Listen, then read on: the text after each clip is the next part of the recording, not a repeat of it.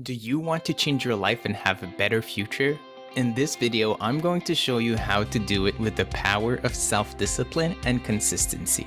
You'll be able to stick with your goals like never before. Hey everybody, and welcome to another Psychology Shark video. In today's video, I want to share with you 5 strategies that will help you become the best version of yourself. If there's one thing that we all need more than anything, it's a higher level of self-discipline and consistency. These are essential for success in any area of life, from our personal relationships to our careers. So if your goal is to be successful, disciplined, or consistent, then stick around because these are some techniques that really work. In the past, I've been on the on and off roller coaster way too many times. One day I felt like a superstar and the other I felt like a lazy potato. Whether I was trying to study for school, trying to form a new habit, or just trying to go work out, even if I had a clear plan, it seemed like I just couldn't stay consistent and follow up after the initial motivation had left. Procrastination had basically become my worst enemy, and I never knew which day it would pay me a visit and which day the superstar in me would show up to perform. Until I decided that enough was enough and that I didn't want to live with this type of uncertainty in my life. That's how I started studying the most successful people around me to know exactly what they were doing differently and how I could apply it in my own life. After years of trial and error, I came up with 5 golden rules that every high achiever I've encountered embraces. These golden rules aren't just shelf help or quotes to temporarily motivate you. They're proven methods that you can use to actually improve your life and change for the better. Feel free to watch this video as many times as needed and take plenty of notes. I've broken down this video in 5 easy steps that build onto one another, so make sure to watch until the very end and apply these steps in order as much as possible. Before jumping into anything, let's define what self-discipline really is and what it's not. More often than not, people mistake self-discipline with willpower. Willpower works like a muscle, and you've probably experienced its limited capacity in the past. You feel extremely motivated on day 1 to wake up early, but then as the days fly by, your motivation drops to the point that you tell yourself that it's not for you. Simply put, willpower relies on your emotions. Before doing anything that relies on willpower, you ask yourself, do I feel like doing it? And depending on if it's a Monday or a Friday, your answer may broadly vary. On the opposite, self-discipline doesn't rely on how you're feeling. It relies on showing up for yourself and keeping yourself accountable. Think of showing up for yourself as a form of commitment, a pact that you do with yourself even when no one is watching. When you say that you'll do something, you do it. This commitment needs to be small enough that you can follow through no matter what. Let's take as an example someone who would like to start a meditation habit. The commitment to yourself could simply be to meditate at least 1 minute every day. Simple, isn't it? And that brings us to the very first rule to building high self-discipline and consistency. Start small. High self-discipline is built with the help of simple disciplines, and the beauty of simple disciplines is that it doesn't rely on motivation, which fades. Now is not the time to adopt a go big or go home mentality because it just doesn't work with self-discipline. Just like a muscle, you have to build it up and eventually it will compound. To prevent your brain from defaulting to something easier such as procrastination and distractions, the solution is to break up your tasks into little pieces. Have you ever tried studying and found yourself jumping from one chapter to another trying to find the most interesting one? Or maybe you tried to get yourself to go to the gym and ended up watching Netflix for hours. We're all guilty of this in one form or another, and to prevent procrastination, it's important to define what's the smallest action to take to start.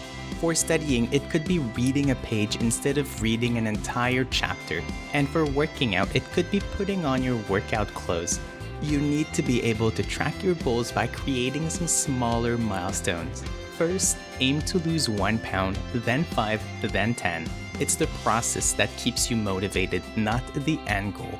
You basically have to break down your bigger objective into smaller, manageable pieces by always having a mentality of what's next and seeing your progress over time.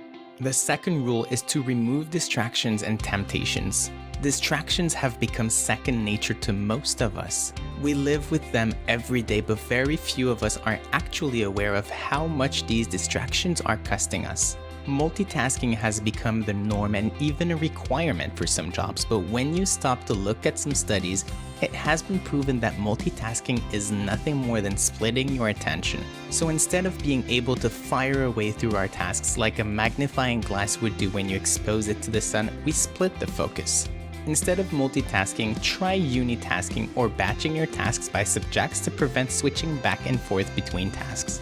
A good example of this would be to reserve a specific time for emails, a specific time for learning new material, and a specific time for writing a report instead of doing a little of each all at once. Believe me on this one, and please commit to trying it for at least a week. You'll notice that at the end of the week, you get much more done than if you were multitasking.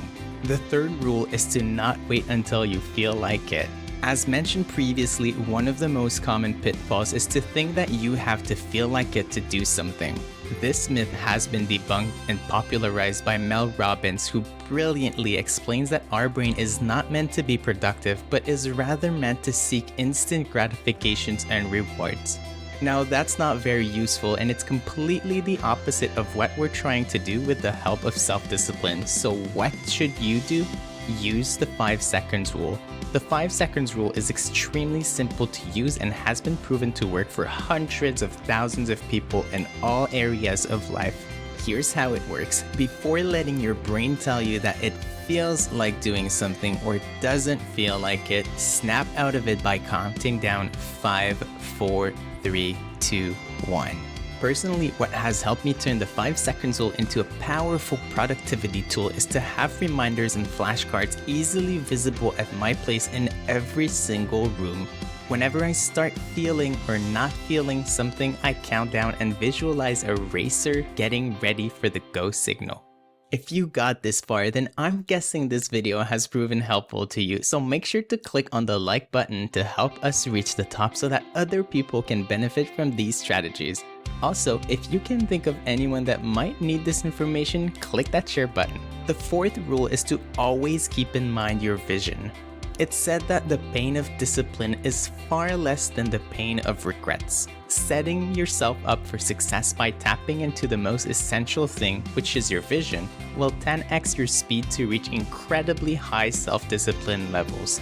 Simon Sinek didn't just write his book Start With Why for the fun of it. He wrote it because he noticed that every successful business and millionaire had one thing in common. They knew why they were doing what they're doing. Reasons reap results. Once you figure out your deeper why, it gives you a vision, an idea of where you're going. I spoke about distractions, and the key to getting rid of distractions is not necessarily to eliminate them. It's much more about focusing on the essential and identifying what matters the most. To do that, you have to constantly remind yourself of your why and ask yourself what no longer serves who I'm becoming. We're all juggling with many priorities, and if we think of it as literally juggling with balls, you have to make sure that if a ball drops, and it will happen, that the right one falls. The fifth rule is to burn the boats, or in other words, to burn the bridges. If you've ever listened to a Tony Robbins talk or read one of his books, this concept isn't new to you. But what you might not have known is that the idea of burning the boats is one of the golden rules to building incredibly high self-discipline. Burning the boats means cutting off all other options. It's the ultimate commitment that you'll follow through with your decision and not go back. The expression comes from a Spanish conqueror who burned his boats after he arrived in South America to remove the option of going back and retreating. Now, I'm not telling you to burn anything.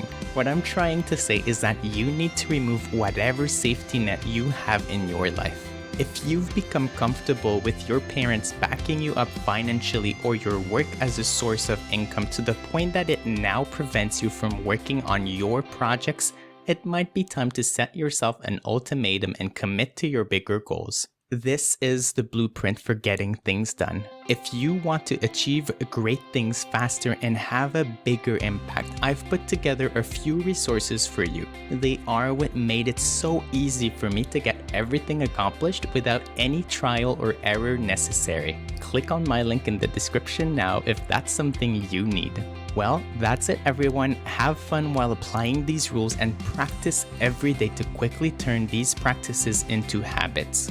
Before you know it, these rules will become second nature and you'll be able to create new and better opportunities in your life because of your higher levels of self-discipline.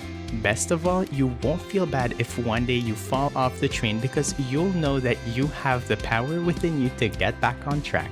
I hope you enjoyed this video and I thank you for taking the time to watch until the very end. It would mean a lot to me if you could hit that like and subscribe button to help our content rise to the top. Thanks again and I'll see you in the next video.